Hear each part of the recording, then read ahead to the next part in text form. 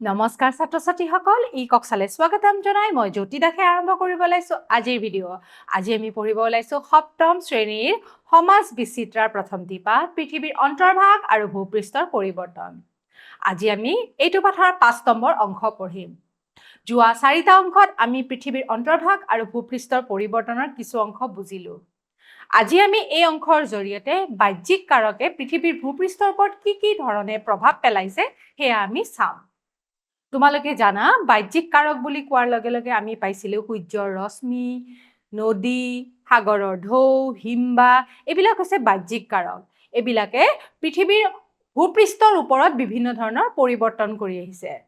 আহাচোন আমি এতিয়া ভিডিঅ'ৰ জৰিয়তে বুজিবলৈ চেষ্টা কৰো বাহ্যিক কাৰকে ভূপৃষ্ঠৰ ওপৰত কিদৰে পৰিৱৰ্তন কৰিছে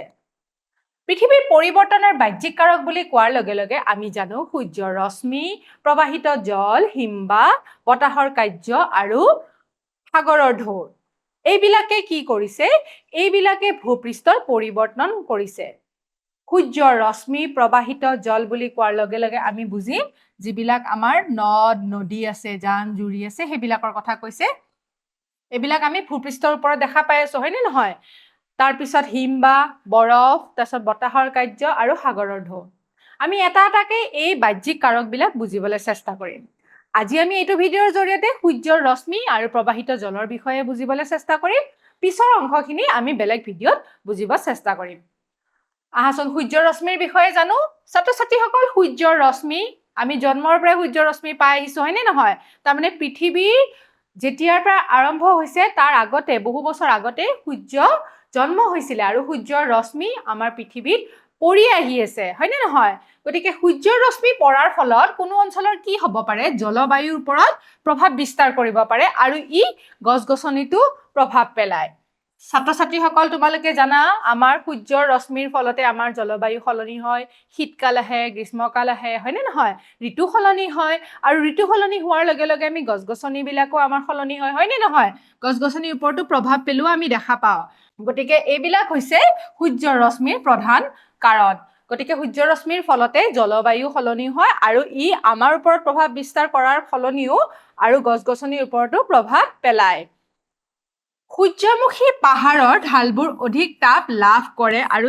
ফাট মেলে গতিকে এই পইণ্টটো আমি অলপমান বুজিবলৈ চেষ্টা কৰো চাওঁহাচোন সূৰ্যমুখী পাহাৰৰ ঢালবোৰে মানে যিবিলাক পাহাৰ সূৰ্যৰ মুখে থাকে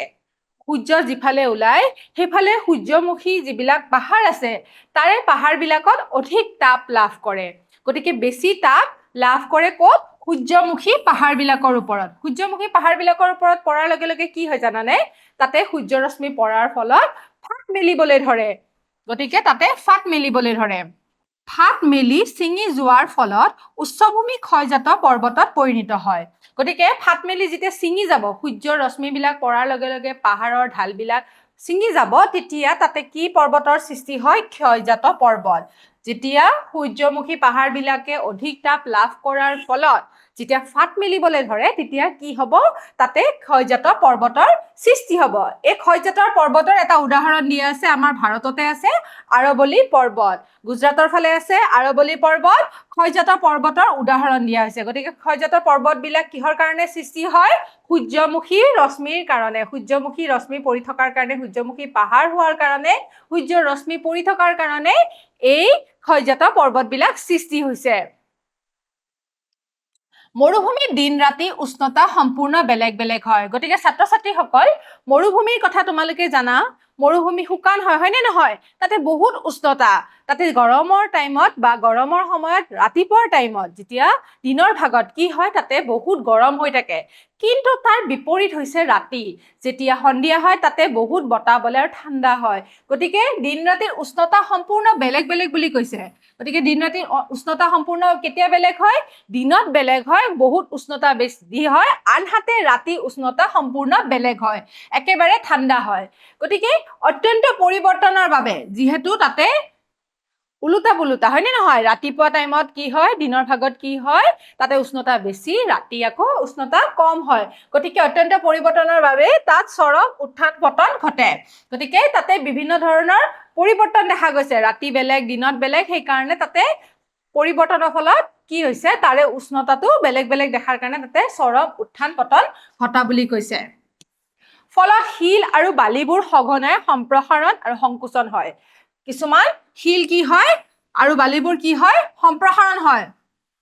বাঢ়ি যায় আৰু কিছুমান সংকোচন ঘটে এই উষ্ণতাৰ ফলৰ কাৰণে মৰুভূমিত এনেকুৱা ধৰণৰ সম্প্ৰসাৰণ আৰু সংকোচন ঘটা দেখা যায় গতিকে এই জলবায়ুৰ সলসলনিৰ কাৰণে তাতে সূৰ্যৰ ৰশ্মি পৰাৰ কাৰণে কিছুমান সময়ত কি হয় এই শিলবিলাক সম্প্ৰসাৰণ হয় কিছুমান সময়ত সংকোচনো ঘটা দেখা যায় হ'ব গতিকে মৰুভূমি আমি ইয়াৰ বাতাবৰণটো আমি বুজি পালো এই সংকোচনৰ ফলত শিলবোৰ ভাঙি চিঙি ঠাইখনৰ পৰিৱৰ্তন হয় এতিয়া তাতে থকা শিলবোৰ কি হয় এইবিলাক সংকোচন আৰু সম্প্ৰসাৰণৰ কাৰণে যেহেতু উষ্ণতা বেলেগ বেলেগ হয় সেই কাৰণে তাতে কি হয় শিলবোৰ ভাঙি যাবলৈ ধৰে ঠিক আছে আকৌ ঠাণ্ডা অঞ্চলত শিলাখণ্ডৰ সূক্ষ্ম ফাটবোৰত সোমোৱা পানীখিনি ৰাতি বৰফত পৰিণত হয় গতিকে ছাত্ৰ ছাত্ৰীসকল আমি মৰুভূমিৰ কথা গম পালো এইবাৰ আমি ঠাণ্ডা অঞ্চলৰ কথা আলোচনা কৰো আহা মৰুভূমিত আমি গম পাইছিলো তাতে যেতিয়া সূৰ্যৰ ৰশ্মি পৰি থাকে আৰু তাৰ উষ্ণতা বেলেগ বেলেগ দিনৰ ভাগত বেলেগ ৰাতিৰ ভাগত বেলেগ সেই কাৰণে তাৰে উষ্ণতাৰ হিচাপত এই শিলবোৰ সম্প্ৰসাৰণ আৰু সংকুচিত হৈ থাকে সেইদৰে এতিয়া ঠাণ্ডা অঞ্চলত কি হয় যিবিলাক ঠাণ্ডা ঠাই হয় শীতৰ অঞ্চল হয় সেই অঞ্চলবিলাকত কি হয় জানানে শিলাখণ্ডৰ সূক্ষ্ম ফাটবোৰত সোমোৱা পানী এই যিবিলাক শিল আছে তাতে কি হয় পানী সোমায় আৰু পানীবিলাক সোমাই পেলাই তাতে কি হয় বৰফলৈ ৰূপান্তৰ হয় ঠিক আছে বৰফ ৰূপান্তৰ হোৱাৰ লগে লগে বৰফৰ আয়তনটো বেছি হয় আয়তনটো বেছি হোৱাৰ লগে লগে এই শিলবোৰ ভিতৰৰ পৰা ভাঙিবলৈ ধৰে ঠিক আছে গতিকে বৰফৰ আয়তন বেছি হোৱা বাবে শিলাখণ্ডত চাপৰ সৃষ্টি কৰি শিলবোৰ ভাঙি পেলায় গতিকে চিত্ৰৰ জৰিয়তে আমি অলপমান বুজিবলৈ চেষ্টা কৰোঁ আহাচোন মৰুভূমি অঞ্চলত কি হয় মৰুভূমি অঞ্চলত দেখিছা ন সূৰ্য ৰশ্মি পৰাৰ ফলত কি হয় এইবিলাক উষ্ণতা বেলেগ হোৱাৰ কাৰণে ইয়াতে সম্প্ৰসাৰণ আৰু সংকোচন হোৱাৰ কাৰণে শিলবোৰ ক্ষয় হ'বলৈ ধৰে ভাঙি যাব ধৰে ঠিক সেইদৰে এই ঠাণ্ডা ঠাইত আকৌ কি হয় ঠাণ্ডা ঠাইত আকৌ ইয়াতে পানীবিলাক সোমাই যায় শিলবিলাকৰ মাজত পানীবিলাক সোমাই যায় আৰু পানীবিলাক ঠাণ্ডাৰ কাৰণে বৰফলৈ ৰূপান্তৰিত হয় ৰূপান্তৰিত হোৱাৰ ফলত ভিতৰৰ পৰা এই শিলবোৰ ভাঙিবলৈ ধৰে ঠিক আছে আয়তন বেছি হোৱাৰ কাৰণে শিলবোৰ ভাঙিবলৈ ধৰে গতিকে ছাত্ৰ ছাত্ৰীসকল ইয়াতে চিত্ৰৰ সহায়ত দেখুওৱা হৈছে এয়া চোৱা ঠিক আছে ইয়াতে পানীবিলাক সোমাইছে সোমাই পেলাই এইবিলাক আকৌ ভাঙি গৈছে আকৌ ঠিক সেইদৰে মৰুভূমি অঞ্চলত সূৰ্যৰ ৰশ্মিয়ে এইদৰে পৰাৰ ফলত শিলবিলাক ভাঙিবলৈ ধৰিছে ঠিক আছে এতিয়া আমি প্ৰবাহিত জলৰ বিষয়ে আলোচনা কৰিম আমি সূৰ্য ৰশ্মিৰ বিষয়ে গম পালো কিদৰে বাহ্যিক কাৰকে ভূ-অৱয়ববিলাকত প্ৰভাৱ বিস্তাৰ কৰিছে সূৰ্য ৰশ্মিয়ে কিদৰে আমাৰ ভূপৃষ্ঠৰ পৰিৱৰ্তন কৰিছে হে আমি গম পালো শিলবিলাক কিদৰে ভাঙি গৈছে হে আমি গম পালো সেইদৰে ভূ-অৱয়ববিলাকো সলনি হৈছে হয়নে নহয় এতিয়া আমি প্ৰবাহিত জলৰ বিষয়ে পঢ়ো প্ৰবাহিত জল মানে কি প্ৰবাহিত জল বুলি ক'লে আমি বুজিম যে যিবিলাক প্ৰবাহিত হৈ আছে তাৰ মানে গৈ আছে হয়নে নহয় বৈ আছে এইবিলাক হৈছে প্ৰবাহিত জল গতিকে নদী নদ তাৰপিছত জান জুৰি এইবিলাক কি হয় প্ৰবাহিত জল হয়নে নহয় নিজৰাৰ পৰা বা জলপ্ৰপাতৰ পৰা বা নদীৰ পৰা এইবিলাকৰ পৰা কি হয় পানীবিলাক অহৰহ আহি থাকে বৈ থাকে হয়নে নহয় এইবিলাককে প্ৰবাহিত জল বুলি কয় ঠিক আছে পৃথিৱীৰ পৃষ্ঠৰ ওপৰেৰে বৈ যোৱা পানী প্ৰবাহিত জল বোলে গতিকে পৃথিৱীৰ পৃষ্ঠৰ ওপৰেৰে যিবিলাক পানী বৈ গৈছে সেইবিলাকক কি বুলি কয় প্ৰবাহিত জল বুলি কয় এতিয়া প্ৰবাহিত জল বুলি ক'লে আমি বিভিন্ন ৰূপত দেখা পাওঁ কি ৰূপত জান জুৰি নদ নদীৰ ৰূপত দেখা যায় এইবিলাক ৰূপতে এই প্ৰবাহিত জলবিলাক বৈ আছে হয়নে নহয় প্ৰবাহিত জলে পৃথিৱীৰ পৃষ্ঠৰ আকৃতি সলনি কৰি দিয়ে গতিকে পৃথিৱীৰ পৃষ্ঠৰ আকৃতি কোনে সলনি কৰে প্ৰবাহিত জলবিলাকে নদ নদী জান জুৰি এইবিলাকত অহৰহ বৈ থকা পানীখিনিৰ জৰিয়তে পৃথিৱীৰ পৃষ্ঠৰ আকৃতি সলনি হৈ গৈ আছে জলপ্ৰবাহৰ লগত খনন পৰিবহন আৰু অৱক্ষেপনৰ জৰিয়তে ই ভূৰূপৰ গঠন কৰে গতিকে ছাত্ৰ ছাত্ৰীসকল খনন পৰিবহন অৱক্ষেপন এইকেইটা কি আছিলে মনত আছে নহয় নিশ্চয় তোমালোকৰ পঢ়াইছিলো তোমালোকক কি আছিলে খনন মানে হৈছে যেতিয়া কোনো এটা বস্তু খহাই অনা হয় ঠিক আছে খহাই আনি তাক লৈ অনা হয় মানে এটা ঠাইৰ পৰা আন ঠাইলৈ লৈ অনা হয় সেইটো পৰিবহন বুলি কয় আৰু যেতিয়া সেই বস্তুটো আনি পেলাই কৰবাত সাইডত ইয়াক জমা কৰা হয় তাক অৱক্ষেপন বুলি কয় এটা নদীৰ সংজ্ঞা দি আমি বুজিবলৈ চেষ্টা কৰো হা নদীত কি কৰা হয় যেতিয়া কোনো এটা ঠাইৰ উচ্চভূমিৰ কিছুমান বস্তু এই নদীৰ লগতে খহি আহে হয়নে নহয় এটো কয় খনন কাৰ্য তাৰ পিছত পৰিবহন এটা ঠাইৰ পৰা আন ঠাইলৈ আনে উচ্চভূমিৰ পৰা তাক নিম্নভূমিলৈ আনিলে তাৰ পিছত হেতু কয় পৰিবহন আৰু হি আনি পেলাই সেই নিম্নভূমিত সাইডলৈ জমা কৰিছে গতিকে কাষত জমা কৰাৰ ফলত সেইখিনিক কয় অৱক্ষেপন গতিকে ছাত্ৰ ছাত্ৰীসকল আমি এই তিনিটা কাৰ্যৰ জৰিয়তে কি হয় বিভিন্ন ধৰণৰ ভূৰূপৰ গঠন হয় এই অৱক্ষেপন হোৱাৰ ফলত কি হ'ব পাৰে প্ৰবাহিত জলে উপত্যকাৰ সৃষ্টি কৰিব পাৰে সমভূমিৰ সৃষ্টি কৰিব পাৰে নিম্ন পাহাৰৰ সৃষ্টি কৰিব পাৰে আৰু অস্ত্ৰ খুৰা কৃতি হ্ৰদৰ সৃষ্টি কৰিব পাৰে ঠিক আছে এইবিলাক হৈছে বিভিন্ন ধৰণৰ ভূ অৱয়ব এতিয়া আমি নদীৰ কাৰ্যৰ বিষয়ে পঢ়িম নদী কিদৰে কাৰ্য কৰে সেয়া আমি চাওঁ আহা নদীৰ কাৰ্য বুলি কোৱাৰ লগে আমি মূলতঃ তিনিটা কাৰ্য নদীয়ে কৰে এটা হৈছে নদীৰ উচ্চ অংশত কাৰ্য হয় তাৰ পিছত নদীৰ মধ্য অংশ নদীৰ নিম্ন অংশ গতিকে তিনিটা অংশত এই নদীৰ কাৰ্যবিলাক হয় আৰু এই নদীৰ কাৰ্যবিলাক কিদৰে হয় সেয়া আমি বুজিবলৈ চেষ্টা কৰিম নদীৰ কাৰ্য নদীৰ উচ্চ অংশ নদীৰ মধ্য অংশ আৰু নদীৰ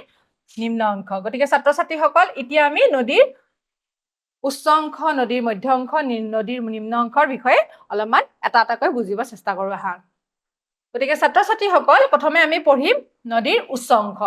এই নদীৰ উচ্চ অংশত কি হ'ব পাৰে নদীৰ উচ্চ অংশ মনত আছে নহয় তোমালোকৰ কোনখিনি হ'ব পাৰে পাহাৰৰ ওপৰত হয় নে নহয় পাহাৰৰ ওপৰৰ পৰা সৃষ্টি হয় পৰ্বত পাহাৰৰ থিয় ঢালেৰে নদীখন দ্ৰুতগতিত বৈ যায় যেতিয়া পৰ্বত পাহাৰৰ পৰা ওলাই তেতিয়া নদীখন দ্ৰুতগতিত বৈ আহে হয় নে নহয় নদীৰ প্ৰথম সৃষ্টি ক'ৰ পৰা হয় পৰ্বত পাহাৰৰ মাজৰ পৰা হয় নে নহয় গতিকে এই পৰ্যায়ত খনন আৰু নদীৰ বহন ক্ষমতা আটাইতকৈ বেছি গতিকে এইখিনি সময়ত কি হয় খনন কাৰ্য খহনীয়া হয় বেছিকে হয় নে নহয় আৰু নদীৰ বহন মানে পৰিবহন এটা ঠাইৰ পৰা আন ঠাইলৈ লৈ আনাটো বেছিকে হয় গতিকে উচ্চ অংশত এইখিনি অংশত বেছিকে এই কাৰ্য দুটা হয় আৰু তাৰ পিছত কি হয় জানানে নদীৰ উপত্যকা ভি আকৃতিৰ দৰে হয় যেতিয়া নদীৰ উপত্যকা সৃষ্টি হয় তেতিয়া ভি আকৃতিৰ দৰে হয় আকৃতিটো উপত্যকাখনৰ ভি আকৃতিৰ দৰে হয় কঠিন শিলৰ তলৰ কোমল অংশ শিলবোৰ ক্ষয় হৈ থিয় ঢালেৰে নামি তললৈ নামি যায় গতিকে যিবিলাক পাহাৰৰ কঠিন শিল আছে তাৰ তলত যিবিলাক শিল আছে সেইবোৰ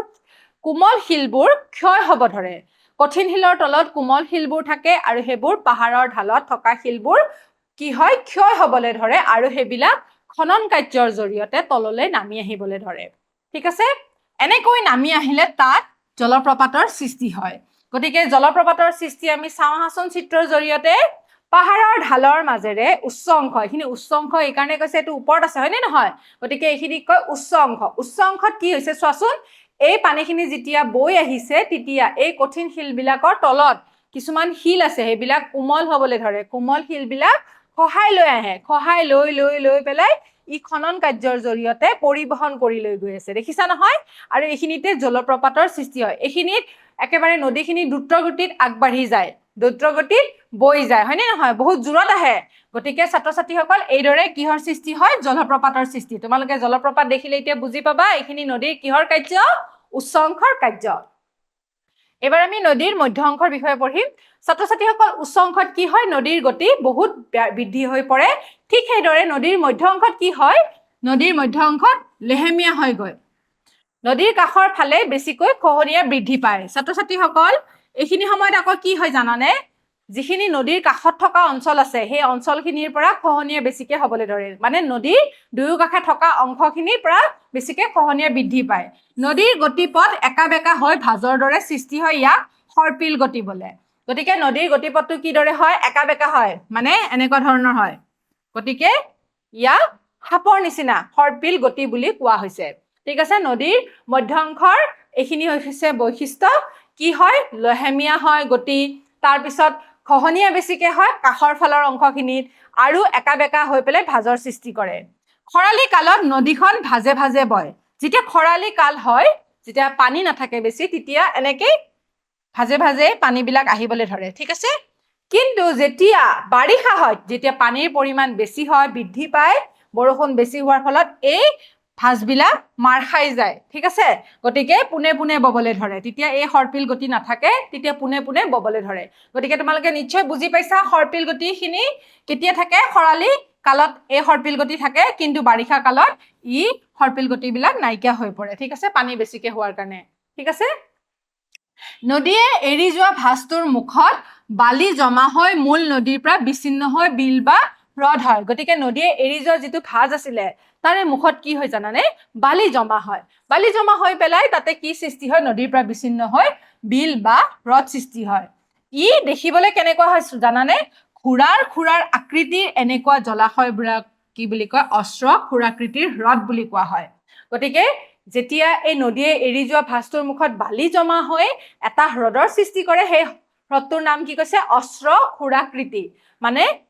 খুৰাকৃতিৰ দৰে ই সৃষ্টি হয় গতিকে খুৰাডালৰ দৰে হয় গতিকে ইয়াক কি কোৱা হয় অস্ত্ৰ খুৰাকৃতিৰ হ্ৰদ গতিকে হ্ৰদৰ সৃষ্টি হয় আমাৰ ভাৰতত বিহাৰত কৱৰতাল বুলি যিটো হ্ৰদ আছে সেইটো হৈছে অস্ত্ৰ খুৰাকৃতিৰ হ্ৰদ গতিকে বিহাৰত আছে কৱৰতাল হৈছে অস্ত্ৰ খুৰাকৃতিৰ হ্ৰদ ভাৰতত আছে বিহাৰত ঠিক আছে গতিকে এইটো হৈছে নদীৰ কাৰ্যৰ জৰিয়তে উৎপন্ন হোৱা এটা ভূ অৱয়ব সেইটো হৈছে অস্ত্ৰ খুৰাকৃতিৰ হ্ৰদ নিশ্চয় তোমালোকে বুজি পাইছা এতিয়া আমি নদীৰ নিম্ন অংশ পঢ়িম নদীয়ে কঢ়িয়াই অনা শিল বালি বোকাৰ গেটবোৰ দুয়োপাৰে জমা হয় যেতিয়া নিম্ন অংশ পায় একেবাৰে তলত পায় তেতিয়া কি হয় এইবিলাক আনি পেলাই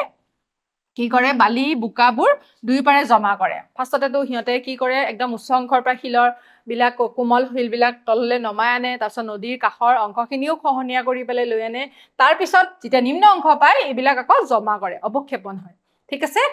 নদীয়ে সৃষ্টি কৰা এনে পলসুৱা ভূমিক প্লাৱন ভূমি বোলে ঠিক আছে গতিকে এইখিনিক কি বুলি কোৱা হয় প্লাৱন ভূমি বুলি কয় ইয়াতে বিভিন্ন ধৰণৰ সাৰুৱা মাটি হয় সাৰুৱা মাটি হোৱাৰ কাৰণে ইয়াতে বিভিন্ন ধৰণৰ কৃষি কৰা হয় নদীয়ে দূৰলৈ উটুৱাই নিব নোৱাৰা শিল বালি আৰু বোকা নদীৰ দুয়োপাৰত জমা কৰে প্ৰাকৃতিক বান বুলি কোৱা হয় সেইকাৰণে আৰু সেইবিলাকক ক'ত সৃষ্টি হয় নদীৰ দুয়োপাৰে সৃষ্টি হোৱা দেখা যায় তাক প্ৰাকৃতিক বান বুলি কোৱা হয় ঠিক আছে দূৰলৈ উটুৱাই নিব নোৱাৰে কিছুমান শিল গধুৰ থাকে সেইবিলাক কি কৰে দুয়োপাৰে জমা কৰে সেইবিলাকক প্ৰাকৃতিক বান বুলি কয় ঠিক আছে নদীয়ে বৈ গৈ লাহে লাহে মোহনা অঞ্চল পায় আৰু ই গৈ পেলাই মোহনা অঞ্চল পায় সেইখিনিক মোহনা অঞ্চল বুলি কয় ফলত নদীৰ গতিপথ প্ৰায় বন্ধ হৈ পৰে যেতিয়া মোহনা অঞ্চল পায় তেতিয়া নদীৰ গতিপথ পুৰা বন্ধ হৈ পৰে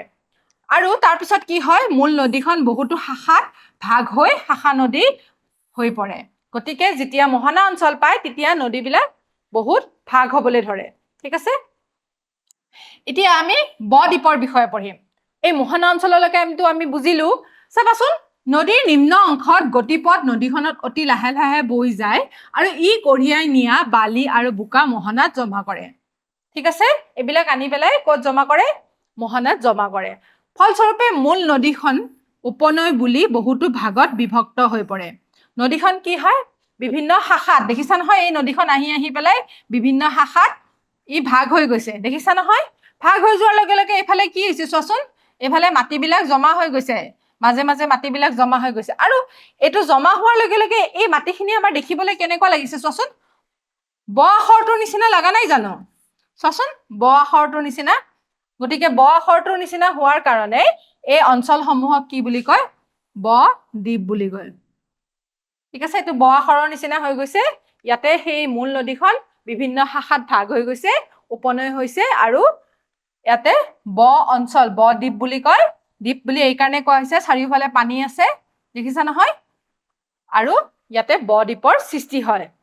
এই উপনৈসমূহৰ মাজত গঠিত ত্ৰিকোণীয় ভূমিক ব-দ্বীপ বুলি কয় গতিকে ই ত্ৰিকোণীয় হয় ঠিক আছে ত্ৰিভুজটোৰ দৰে গতিকে ইয়াক কি বুলি কয় ব-দ্বীপ বুলিও জনা যায় ঠিক আছে এতিয়া আমি চিত্ৰৰ সহায়তে আমি নদীৰ কাৰ্যখিনি বুজিবলৈ চেষ্টা কৰো আহা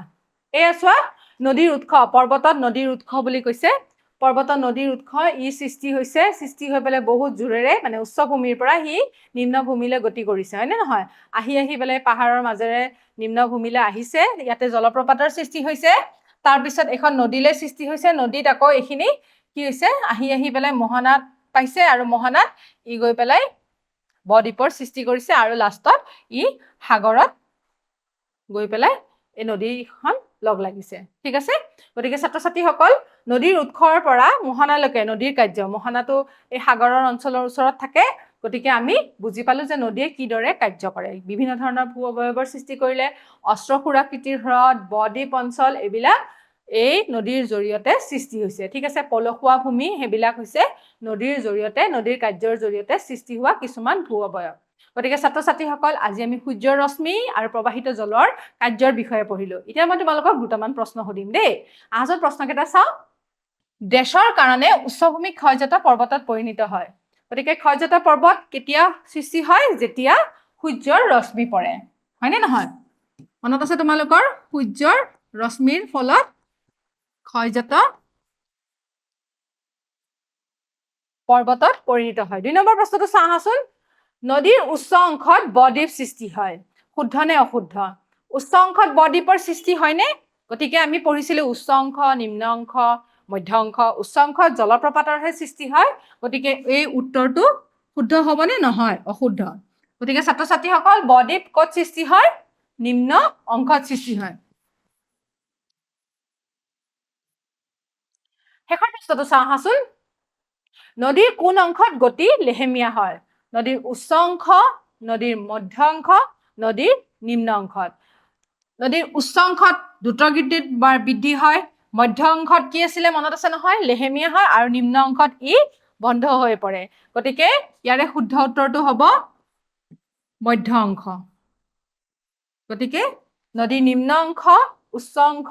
আৰু মধ্য অংশৰ ভিতৰত নদীৰ গতি লেহেমীয়া হয় নদীৰ মধ্য অংশত ঠিক আছে গতিকে ছাত্ৰ ছাত্ৰীসকল আমি এই প্ৰশ্নটোৰ উত্তৰটো বুজি পালো গতিকে নিম্ন অংশটো নহয় উচ্চ অংশটো নহয় আৰু মধ্য অংশটো নহয় গতিকে ছাত্ৰ ছাত্ৰীসকল আজি আমি এইখিনি কথাই বুজি পালো অহা ক্লাছত আমি বাহ্যিক কাৰকৰ বাকিকেইটা কাৰকৰ বিষয়ে আলোচনা কৰিম অহা ক্লাছত লগ পোৱাৰ আশাৰে আজিলৈ সামৰিছো নমস্কাৰ